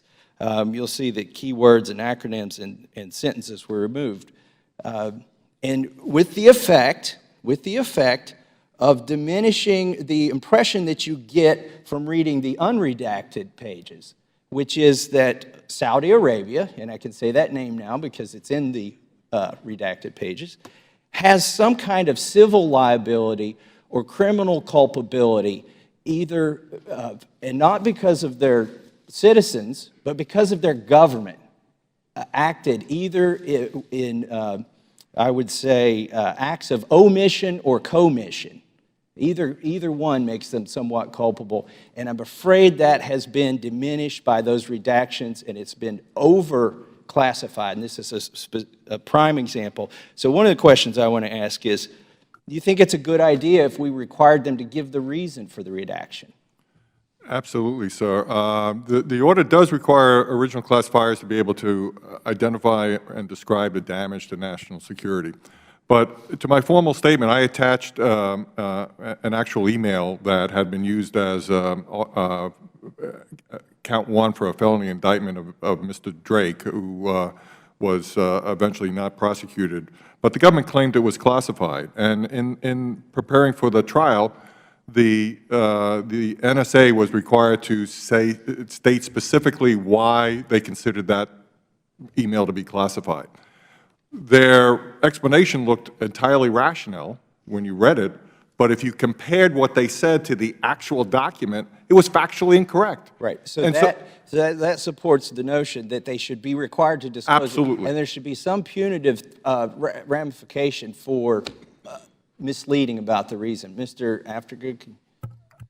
I would like it to make the point that the classification system is permissive. It says that information may be classified if it meets certain conditions. And what that means is that the decision to classify is actually a subjective one. Somebody thinks that classification is the right move. And because it's subjective, you or I may disagree and say, you know, that's a mistake, you're wrong.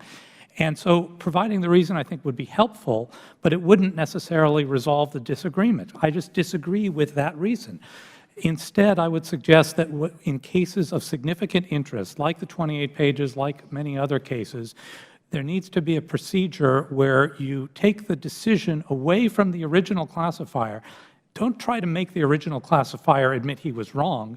Take the decision away. Take it to a third party. There's a public interest declassification board there may need to be a new body and say, does this make sense? I want you to evaluate it as a third party and come back to us with a recommendation. Mr. Chairman, I appeal to let the other two answer the question.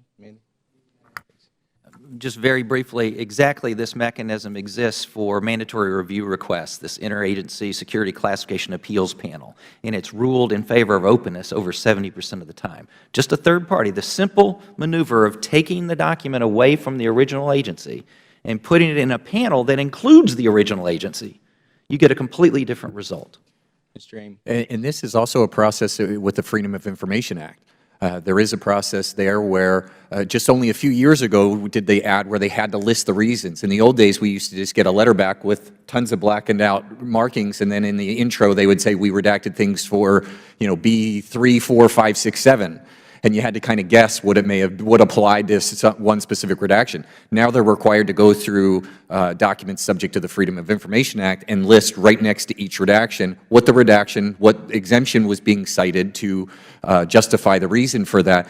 And also then you also have an administrative appeal that we always hope that it goes to a different entity inside of the department rather than the person that made that marking. And then now there's also a process through ISOO to challenge those determinations and go to, in essence, an arbitration. And so it's funny that we have a better procedure just for that Freedom of Information Act process than we do for the classification process. And I've seen those documents with those markings, and they're somewhat helpful because they classify the stuff they even send to us. They try to not even disclose. So, but I haven't seen that on the 28 pages. I've just seen op-eds that say, oh, there's nothing to see here. And by the way, it was released the day before Trump named his vice president, which is another thing, but at least it was released in part. Thank you. Thank the gentleman. The Chair now recognizes Mr. Connolly for 5 minutes. Thank you. Thank you, Mr. Chairman, and thank you all for participating. I guess I'd like to explore a little bit what happens when two agencies disagree about something being classified at all. And this is not a hypothetical. In a recent investigation of emails, we had multiple examples where the State Department said one thing and the intelligence community said another. Specific example, really quite, I think, quite striking. A 2011 email sent by a State Department employee about the late Ambassador Chris Stevens of Libya was marked clearly sensitive but unclassified. The Undersecretary for Management, Mr. Patrick Kennedy, confirmed in testimony before the committee that the State Department considered the email unclassified and that anyone reading the email would assume it was not classified. But after the email was sent, the intelligence community nonetheless claimed it was classified. In September of last year, the State Department sent a letter to Senator Corker, the chairman of the Senate Foreign Relations Committee, explaining that the Intelligence Committee was wrong. The letter from the State Department stated that the suggestion that the email should have been treated as classified was, and I quote, surprising and, in the Department's view, incorrect, unquote. So what's a poor boy to do? Is it classified or isn't it? As has been mentioned, so there are appeals processes in the system, but they're admittedly rather cumbersome and time-consuming. But Tom Blanton referred to the Interagency Security Classification Appeals Panel. I used to serve as the executive director of that. Interestingly enough, last year, for the year that the full last numbers are available, for appeals that came to that panel, which consists of executive branch representatives from various agencies, 95% of the time, the determination made by the agency that owned the information was overridden, at least in part or in whole. 95% of the time since 1995. 75%. Yes, but in this case, Mr. Leonard, the originating agency didn't want it to be classified. I think the short answer to your question is that each agency has classification authority over its own information. And in the dispute you're referring to, I think the intelligence community considered that the information at issue was its information, even though it was in the State Department document. And the State Department said, no, it isn't. That's right.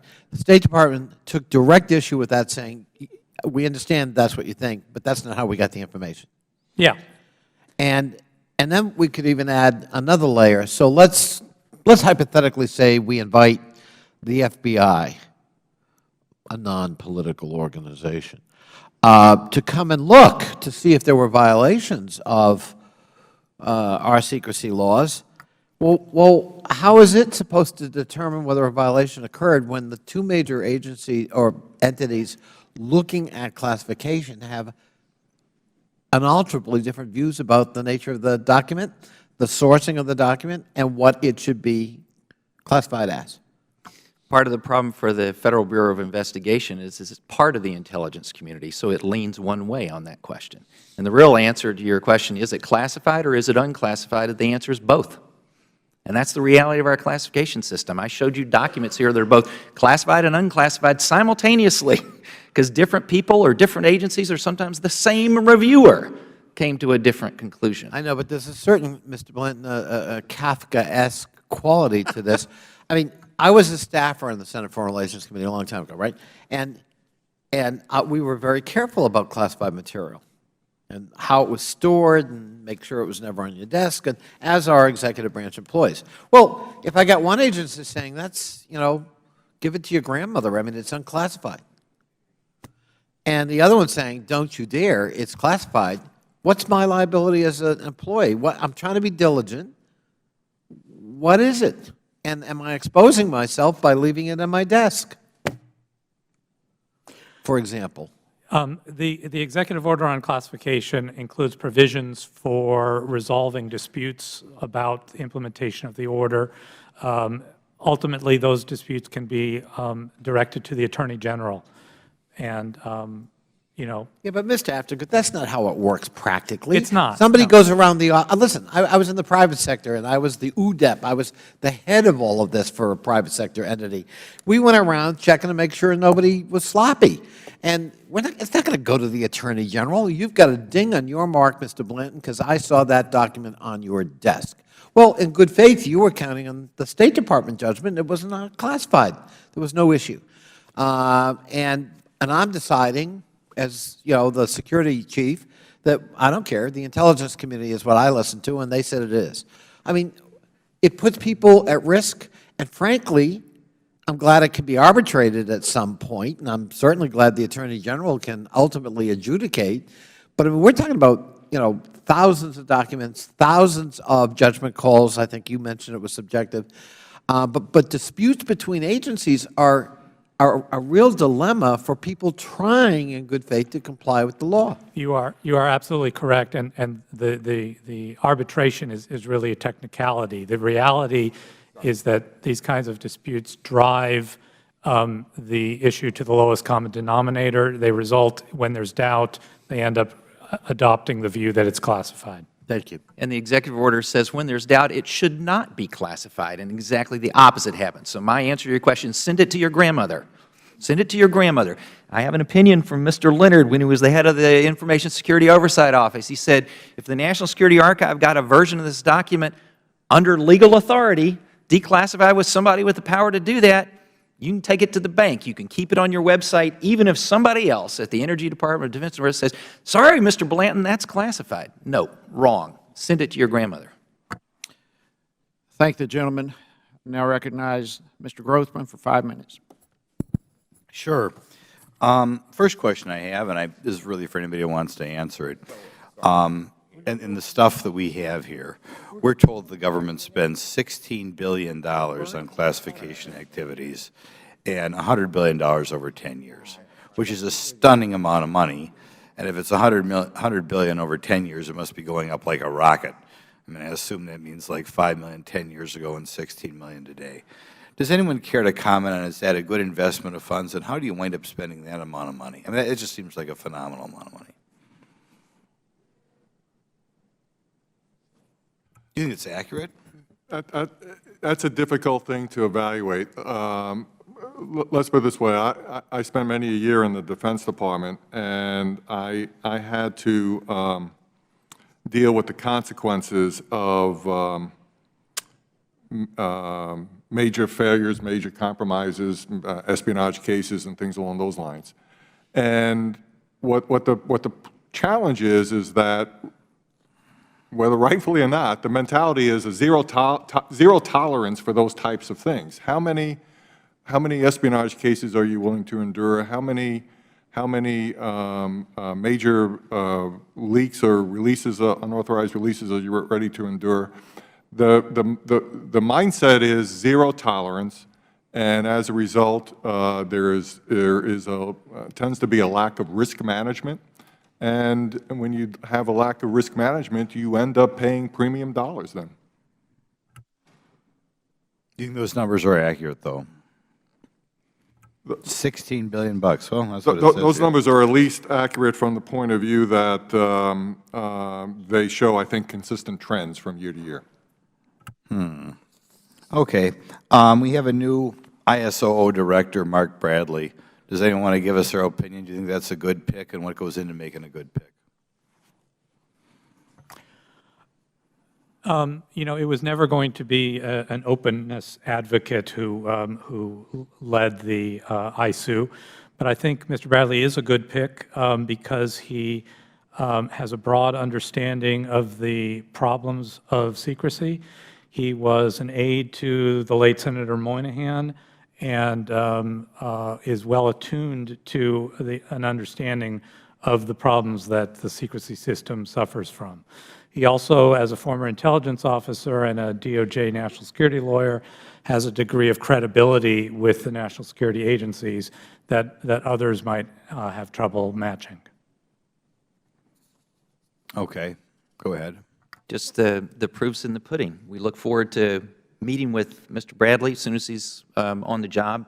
You can look at the Information Security Oversight Office's previous directors like Steve Garfinkel and Bill Leonard and Jay Bozenko, and you can see those folks made some real differences in the security system in a more rational direction. I can hope for that trend to continue. Certainly, we hope that they reach back out to our community. I mean, that's one of the nice things with all the gentlemen that Mr. Blanton just mentioned is they have been very open. There's been a dialogue back and forth, and they know that there is a burden on secrecy, but then on openness, and have provided the proper way test to that, and that has been, I think, beneficial to the system. Okay. There was an Inspector General report in 2013 that said that 33% of the DIA employees didn't understand their role. And even more outrageous in that report, they said 80% of the documents reviewed were misclassified. I guess, first of all, I should ask you how many different classifications there are, because it seems like you could almost throw darts at a dartboard and do better than that. But could you comment on that and ask us why that happens? Comment on it. Do you think things are better today than it was 3 years ago? That seems just, or maybe it was a flawed report. Are you familiar with the report? I would suspect it's not a flawed report. I think, based on my experience for over 40 years, that's rather typical. It's a reflection of as much as we spend tax dollars to investigate people, to establish secure IT systems and things along those lines, we do not spend a comparable amount of money in terms of trying to train people in the basics. One of my concerns is that we make a distinction between original classification and derivative classifications. My experience has been is that when people ostensibly are derivative classifying information, they're actually just classifying information based on gut instinct more than anything else. Any other comments? By the way, unless I'm doing the arithmetic wrong, and I did it twice, on the cost of this thing, for that you could hire 200,000 people at 80 grand compensation a year. That's how much we're spending on classification. 200,000 people. Now, I realize some of it's for things, not people, and maybe some people are making more than 80 grand a year, but my goodness. Thank the gentleman. The Chair recognizes Mr. Lynch for 5 minutes. Thank you, Mr. Chairman. First of all, I want to thank the panelists for helping us think about this and how we might approach the problem. I had the pleasure of working with Mr. Mastey and also Walter Jones on the 28 pages. It took us 15 years to get that information out there, which is far too long. It was interesting because as we were asking for disclosure and declassification, the administration was pushing back and saying, no, this is too sensitive. We had some of the agencies saying, no, it's methods and sources. And then finally, when it was eventually declassified, they flipped. They flipped and said, well, there's nothing here, and the information is not valid, and they took a totally different tact. We're now struggling with the DEA and the FBI in regard to confidential informants. So we've learned from the Office of the Inspector General for the DEA that we've got 18,000. They've got 18,000 confidential informants out there that are under contract being paid by the DEA.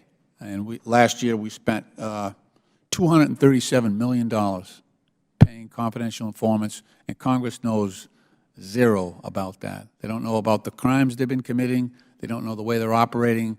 The DEA headquarters isn't intimately involved. This is all being operated at the field level. We've got to, so that's just the DEA. From our conversations with the FBI, I believe that the numbers are double, probably about $500 million that the FBI is paying to confidential informants, probably double the number, probably in the area of 30 or 40,000 informants, confidential informants. That is totally out of our purview. So I'm wondering, you've all hit on this, with the interagency panel reviewing classifications. Is there some way to supercharge that process, because it is painstakingly slow and it doesn't work in the time frame in which the information would be useful to us? Mr. Leonard, I know that you said that the last time somebody took a good swing at this was during the Clinton administration in your remarks, your early comment. Is there some way we can get this interagency declassification review panel resourced and equipped to give Congress, and I've seen my colleagues across the aisle tear their hair out when they couldn't get information, and I've been in the same position. Is there some way that we can formalize this process to get the information in a timely manner? Yes, sir. One way I would suggest would be to make provisions to allow appeals directly to that panel under certain circumstances. Right now, requesters have to go to the individual agency. If they get turned down in whole and part, they have to appeal to that same agency, and it's only after that process then that they can go to this interagency panel. And even that interagency panel then has its own coordination things which can be problematic, but which is a lot easier to address. But the individual agency time delays can be problematic. Also, for purpose of Congress, Congress does have the Public Interest Declassification Board that they can refer to, and that is another avenue that, quite frankly, I never believe is utilized enough. Yeah. But that's another avenue. Well, yeah. To expedite it, maybe we've just got to figure this out legislatively to introduce an expedited process where the information we believe is so critical. And I guess I'm just thinking, is there a way to get the judiciary involved here so they would review? I don't want to create a political question that the courts can't rule on, but we're being stonewalled in wide areas of public interest, and I feel like it's hampering Congress's ability to do its job. Well, one of the things is the interagency panel is actually exercising on behalf of the President. It's exercising his Article II authority. And the Public Interest Declassification Board, ultimately, they just make recommendations to the President who makes the final decision. So from that point of view. Mr. Ramey, you got something you want to add? Yes, sir. You mentioned sources and methods as a blank, and I think this goes right to your informants problem, and it goes right to one of the big drivers of classification, which is under the current statutory system, anything that's a source and method can be claimed and to be withheld, whether or not its release would actually harm a security value or get a source killed. And I think Congress can take very simple action, both in the intelligence field and the law enforcement field, to say, sources and methods is not a burqa. It should only cover the things that would do damage, get somebody killed, ruin an investigation. Right now, that identifiable harm standard, which is now in the Freedom of Information statute, it doesn't apply in this informants and sources method. It needs to apply. Congress has to take that action. Yeah, Mr. Amy? And that recommendation was actually in the Moynihan Commission report, and it hasn't been acted on now in almost 20 years. And so it may be time for Congress to enter that world. Yeah. I know that Attorney General Reno issued some guidelines, but they're not being followed right now. I actually have legislation. I don't even want to know who the confidential informants are. I just want to know how many are out there, what they're being paid, and what crimes, if any, they have committed while they've been part of this government program. And we've had a difficult time getting that through. But thank you. That's all I have, Mr. Chairman. Thank you for your indulgence. I yield back the balance of my time. Thank the gentleman. The Chair now recognizes Mr. Duncan for 5 minutes. Thank you very much, Mr. Chairman. And first of all, I want to say that I want to go on record as saying I agree with Mr. Grothman in saying that I'm astounded by the amount of spending that's being done on this $16 billion estimate and over $100 billion over the last 10 years. I think we lose sight up here of how much $1 billion actually is.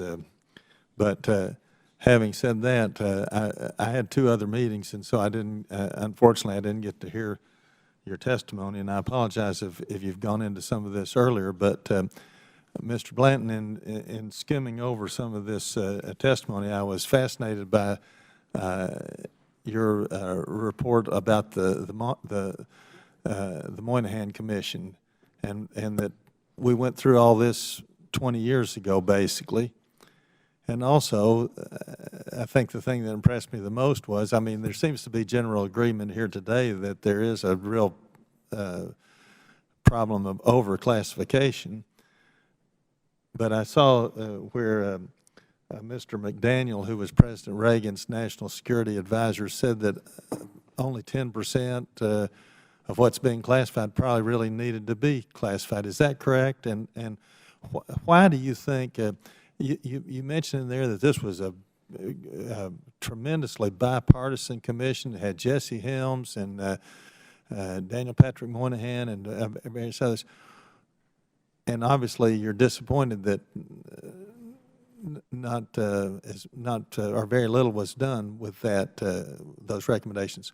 Why do you think that was, and do you think we should take another look at that? What do you just go into that a little bit for me?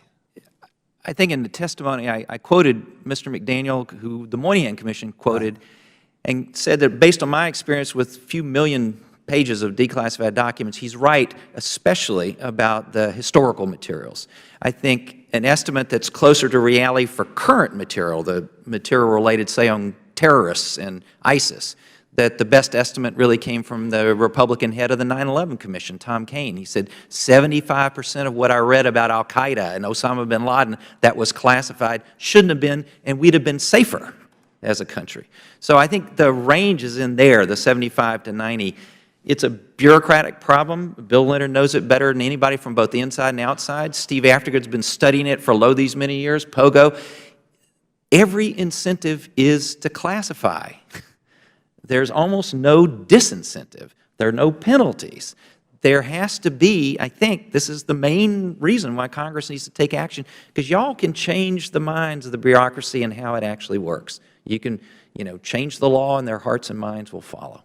I actually believe that the executive branch and general agencies in particular actually want the ambiguity, because the ambiguity gives them almost unlimited discretion in dealing with issues. And yes, it results in dumb things, but it's the ultimate trump card to pull out, whether you're dealing with the courts, whether you're dealing with congressional oversight or whatever. Nobody wants to be the one who compromises truly sensitive information.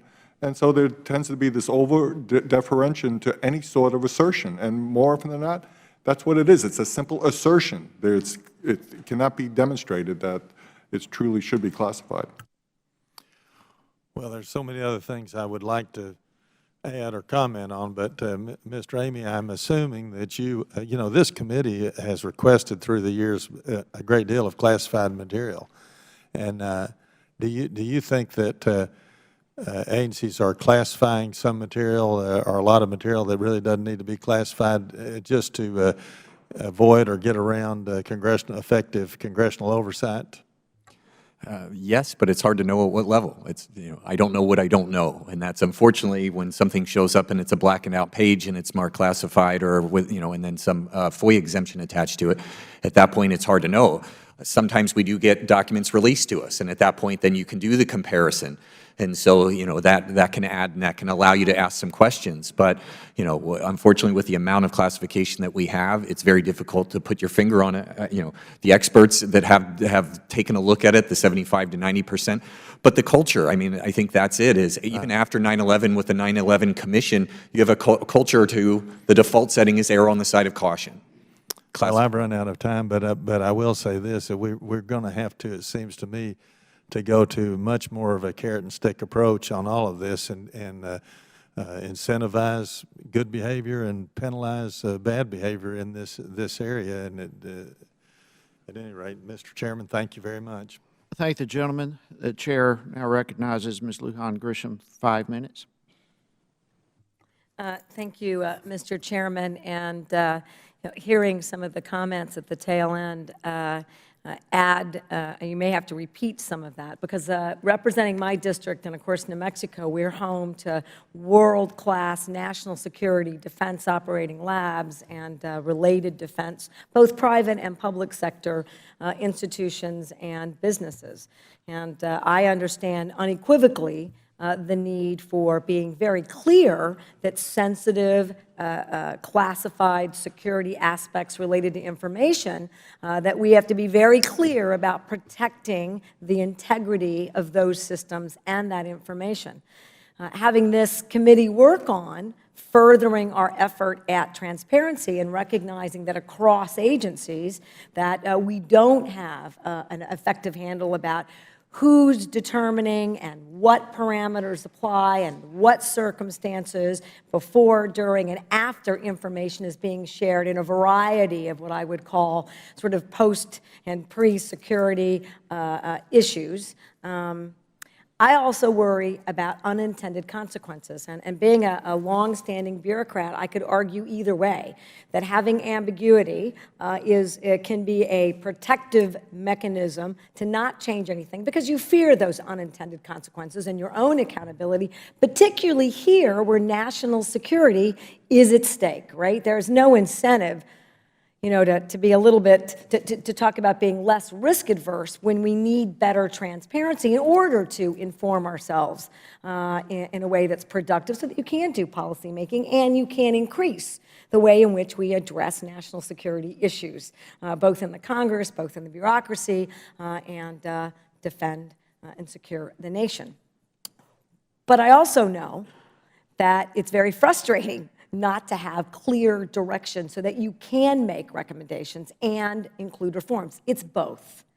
And so to provide those leaders with better guidance, help me with some very specific ideas about balancing our efforts, the need for transparency and the clear issue that we have, which is also protecting classified, secure information and the national security interests of this country. Because my constituents are going to say, and they're right, be very careful about unintended consequences here, because once it's out of the box, it's out.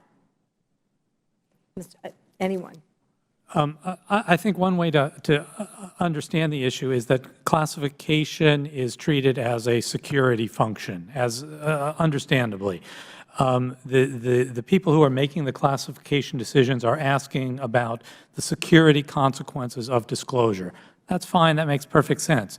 The problem is that security is not the only consideration, because classifying has implications for oversight. It has implications for public understanding, for diplomacy, for technological development. It can have all kinds of other implications, and to ask the security officer to, weigh the public interest or weigh the diplomatic effects is totally unrealistic, I think.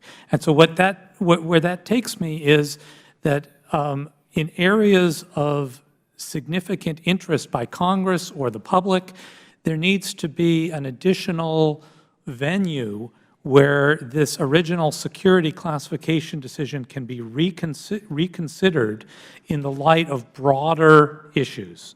What is the public interest? What is the need for oversight? What are the undesirable, unintended consequences of continuing to classify? Don't ask the poor security officer to make this complicated assessment. Take it somewhere else and reevaluate it in light of the big picture.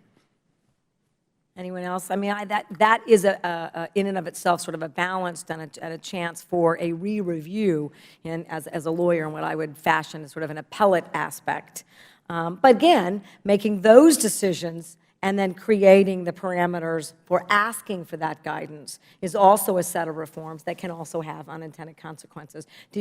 Are there specifics in that regard? And the concept, I think, is one that I'm very interested in. But getting to the concept, are there ways to include the agencies in terms of their recommendations about what those parameters would look like?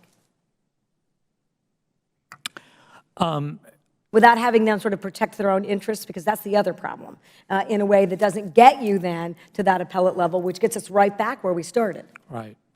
We really need more experimentation in this area than what we've had. I think one model is the ISCAP model, this interagency panel that's been discussed.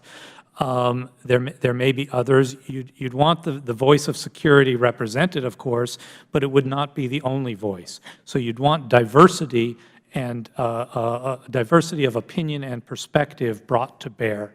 You'd also want to define who could elevate the issue.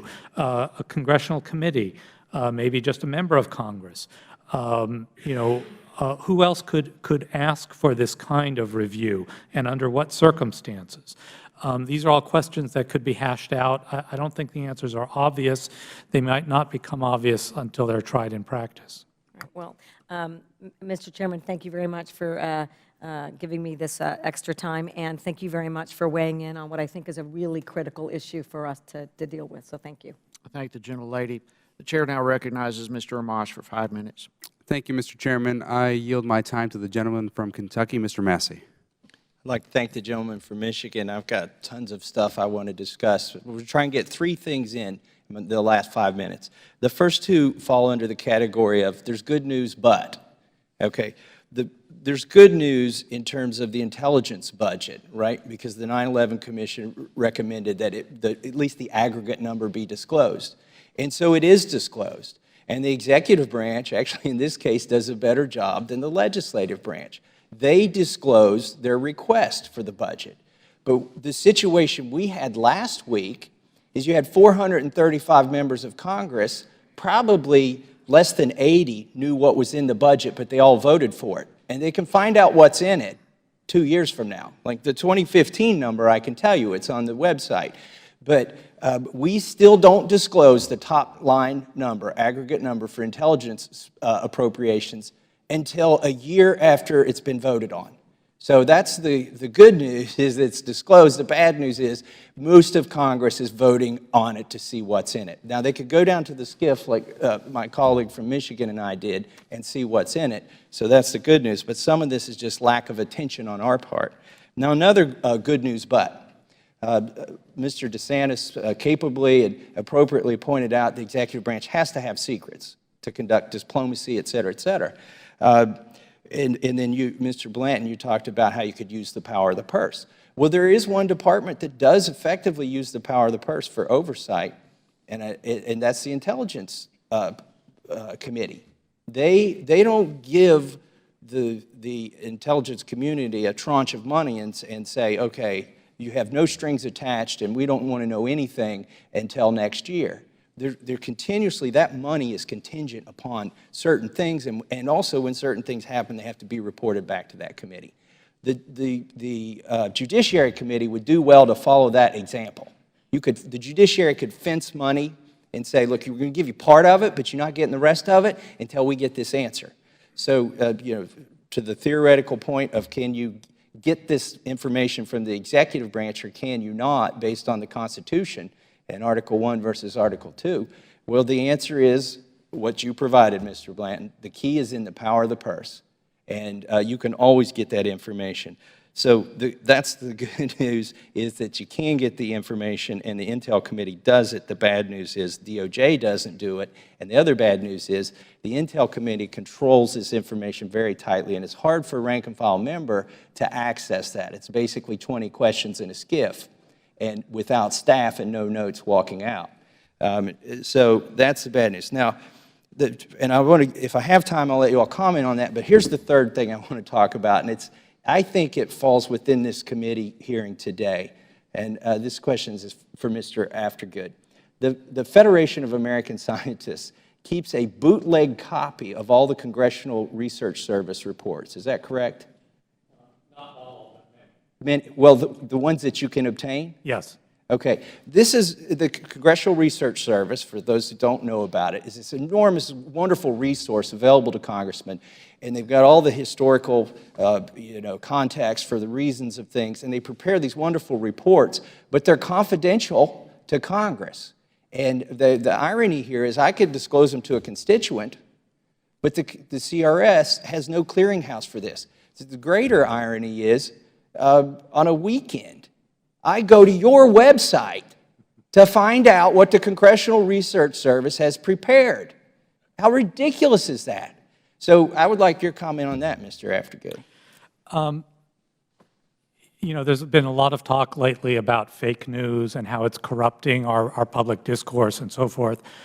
To me, I think of CRS reports as kind of the antidote and the opposite of fake news. We get a lot of fake information here in Congress from various sources. So. I mean, we all need to be critical consumers, but I think the CRS products on the whole are extremely informative, they're balanced, they aim to educate. If you read them, you're going to get smarter than you are. And so I'm not... I'm not. It's not easy. That's not hard to do for a congressman. Well, or for a citizen. I mean, I don't have too big a chip on my shoulder about doing this, and I'm not. I would just as soon Congress do it the right way. I think you have a product that you can be proud of, and you should be making it available to the public. Until that happens, I hope to be able to continue doing it through the Federation. I hope you do too, because I need access to that on weekends. Okay. Thank you very much. And I would only suggest it's the end of the year, you might want to contribute to Steve's webpage. Thank the gentleman, and I also want to extend a sincere thanks to each of our witnesses for appearing before us here today. If there's no further business without objection, the committee stands adjourned.